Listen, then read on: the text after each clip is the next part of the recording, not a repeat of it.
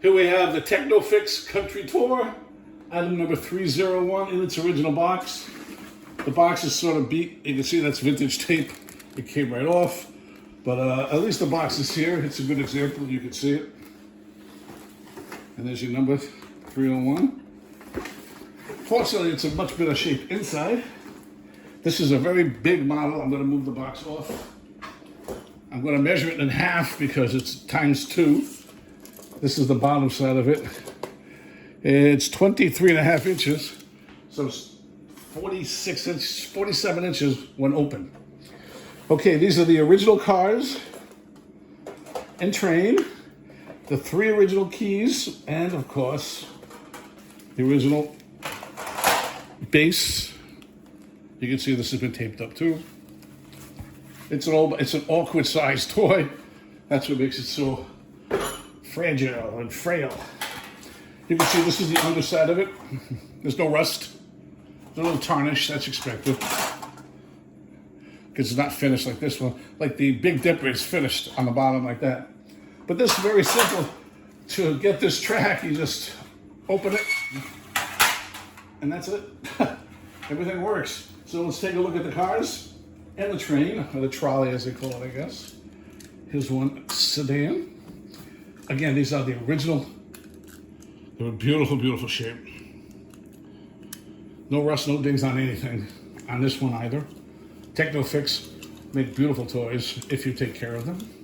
Here's the trolley or train. You can see it tells you the direction it goes in. Again, beautiful shape. And here's the other sedan. In identical shape. There's nothing. I mean, these aren't even scratched. They're beautiful. You can see the 301 indicates it, this model. I don't think this one has a number. No.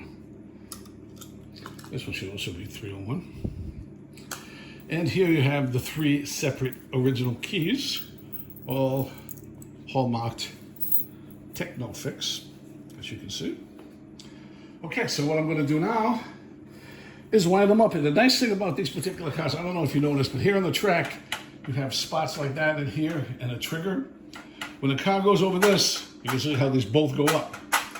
The car will stop here, and the nice thing is it will stop running. So the clockwork gets stopped because of the clutch motion. Here's a clutch. So when you wind it up and you hold it this way, it will not discharge, which is the beauty of these cars. Again, these are all original springs. You don't want to overwind it, but you want to get it sort of tight. But see how it's not making any noise? When you turn it upside down, that's the clutch. So what I'm going to do is put one here. It's got to go around and stop right there. Okay, that's one down. Now we're going to do the train next. The train has the exact same clutching. It stops in 2 spots here and way down over here. These 2 spots. And this releases it. When a car goes over, it starts the train up again. So we're going to wind up the train. We're going to put it on the track. It goes around the central station, stops. And again, same thing with the clutch. That's key because when it stops, it doesn't discharge, which means you get more use out of it.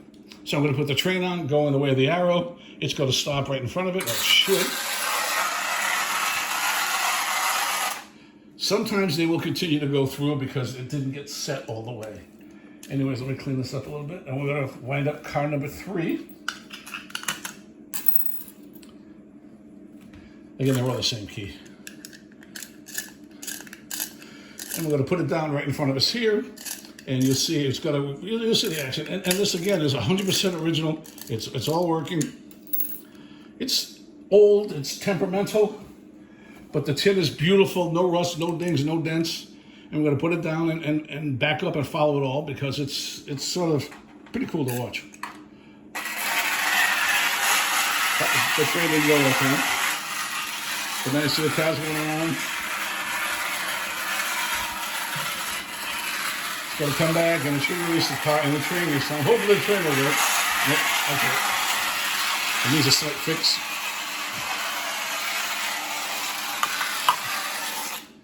As I said, it's been in a box for a long time. All these things are very temperamental, but they're very easy. I mean, this is when you look at the underside of it, you can see the tin. And all you do is you push that in a little bit so it's closer to the top. So when it hits it, it should release it.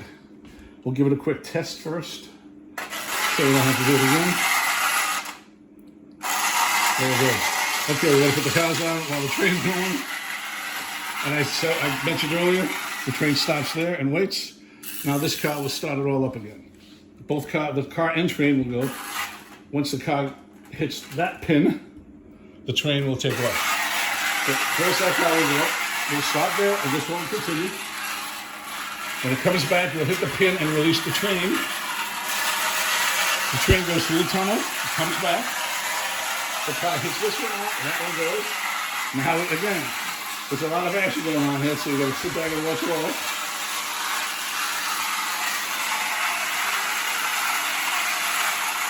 Oh, the train should have stopped. Maybe that's too hard.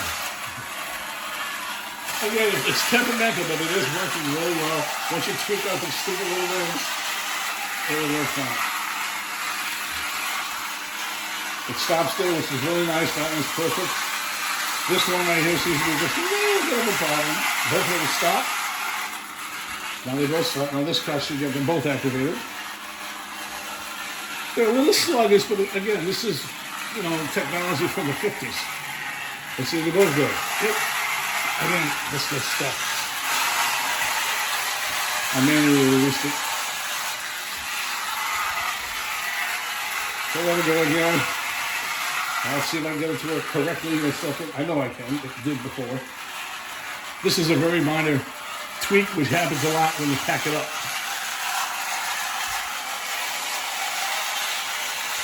See, it did come up, but obviously it doesn't come up enough. So now this time it may do it. Sometimes it does, sometimes it doesn't. There we go. I didn't even touch it and it worked this time. You can see the boat going, it stops. Slowing down, it's winding out a little bit. There it goes. Goes through the tunnel, comes back to stop again, and waits for the start. This one seems to be a little stronger engine-wise, the blue one. The train's running perfect. The red one's a little tired. Now the red one's going to come, hopefully make it back and release the both of them. And most of the times it will stop right here because of the weakness of the spring. And they both go, that's how it's supposed to work. But you can see it's perfectly working. And let me just take a quick measurement. So you can see it's just a big one. Okay. As I said, this is 47 inches in length. And it's about 9 inches in width. And there you have your country tour. And what I do is when you're done playing with it, I put them on the side, push it in so it totally discharges. This way, every time you start it up, the spring's not wound up and tight.